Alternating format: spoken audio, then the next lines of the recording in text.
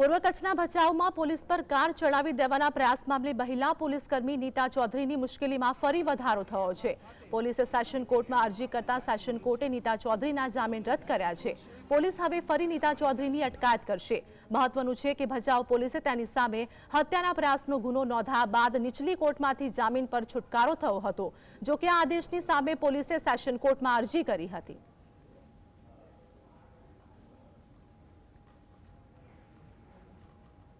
કે જ્યારે પેરેગ્રાફ 9 ની અંદર એવું પણ નોંધ્યું કે જ્યારે ટ્રાયલ કોર્ટ 307 જેવા ગંભીર ગુનાની અંદર જ્યારે એમના ક્રાઇટેરિયામાં જામીન આપવા સંબંધે જઈ રહ્યો ત્યારે તમામ કોર્ટે એવું વિચારવું જોઈએ કે ગુનાની જે ગંભીરતા, જે ગ્રેવિટી ઓફ ઓફેન્સ, પોલીસ કર્મચારી તરીકેની તેની ભૂમિકા, માત્ર ને માત્ર જામીન આપવાની સંબંધે એન્ટાયર સોસાયટી ઉપર આવા પ્રકારના ગુનાઓની પડનારી ઇફેક્ટ, અમારા એડિશનલ પબ્લિક પ્રોસિક્યુટરની જે દલીલો, અમારી સરકાર તરફના જે અમારા રિવિઝનના બેલ કેન્સલેશનના જે મુદ્દાઓ હતા એ ઓનરેબલ સેશન્સ કોર્ટ ભચાઉએ કન્સિડર કર્યા છે।